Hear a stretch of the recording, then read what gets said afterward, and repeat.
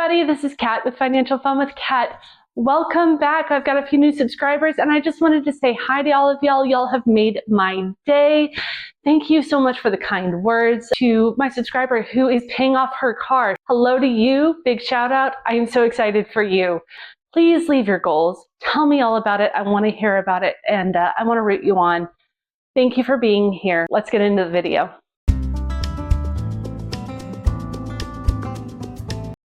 All right, our budget is upside down, at least compared to the way most people budget. You see, most people we have found, because we have been blessed to be able to help some people with their budgets, is that most people spend like this. They get their income in, they pay their bills, they spend what they want. Then if there's anything left, they save. At the end of it, since there's nothing left at that point, they don't give. And that's how they budget. There's no planning, there's no thought process, and then they wonder why they're always poor and always grasping at straws to get the next dollar. We used to do that.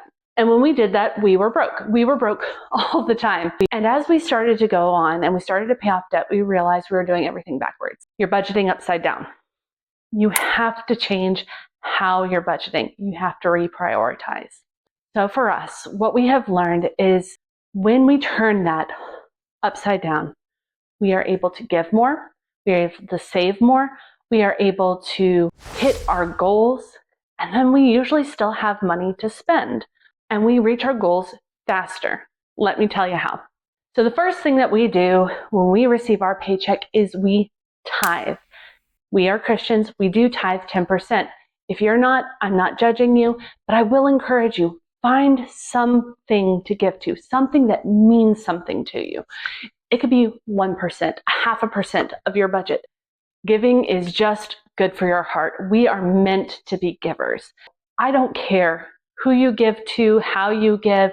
I just want to encourage you. Put it as a line item. Do it intentionally. Do it for something that you care about. Watch how your life changes. The next thing we do is we save. The very next line item after our tithing is savings accounts. This could be long-term savings for investments, or it could be money that goes into our sinking funds that will make our life easier later. Think like house maintenance, medical bills. We have a lot of medical bills. Money for our pets. So if we have an unexpected pet bill, we know where we can go do that. In saving those amounts ahead of time, we're not tempted to spend it on other things, and we set ourselves up for success down the road where we're not constantly having to pull from our emergency fund. The next thing we do after our savings is we make a decision on how much we're going to spend towards a long-term goal, an extra goal. Right now for us, it's paying off this house early. We have a set amount that comes out and we decided that's what we're going to spend. But for you, if you have a different goal, that's all right. You can prioritize that right here. This is a great way to decide ahead of time what you want to put towards it, because it changes how you spend later in saying, these are my priorities. I'm going to give, I'm going to save, I'm going to put extra away for a long-term goal. You're deciding what's important to you right there.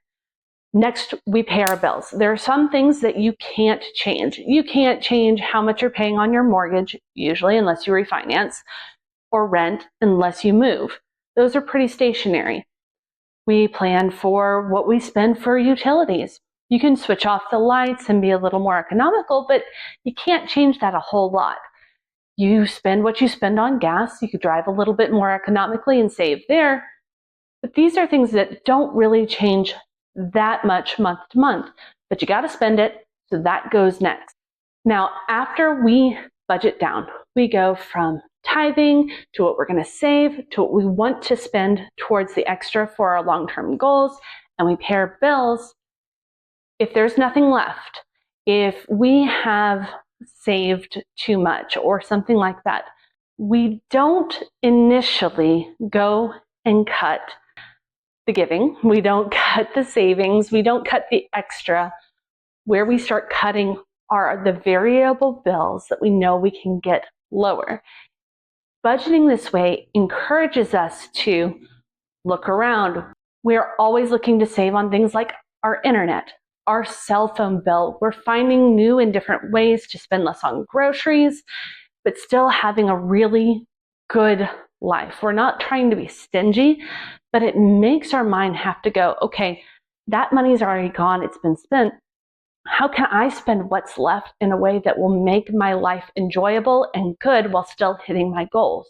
When you budget how most people budget, where giving's at the bottom and spending's at the top, you don't think like that. You just go, oh, well, that money is gone. I guess I'll save this $100 and then it'll probably get spent next month when I forget about something.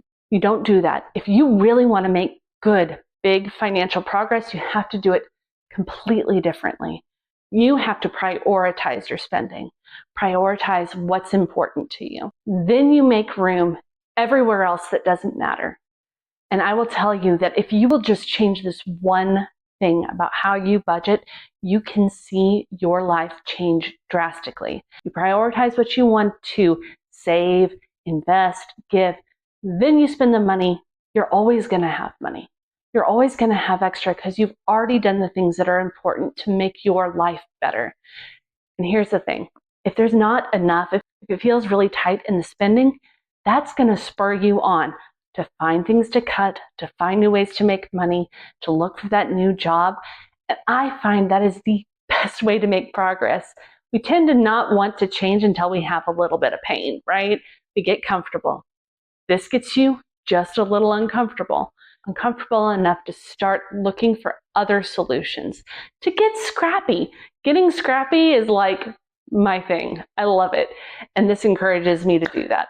I want to encourage you to take action today. If you haven't looked at your budget recently, look at it. See if you can't try it a new way and if it could change how you're spending and make an improvement in your life, both now and later. That's all I have for you. Thank you so much for being here. Y'all have just made my week. I appreciate you so much. And if you are still listening, I'm going to tell you, you are a gift. Thanks for watching, guys. Bye.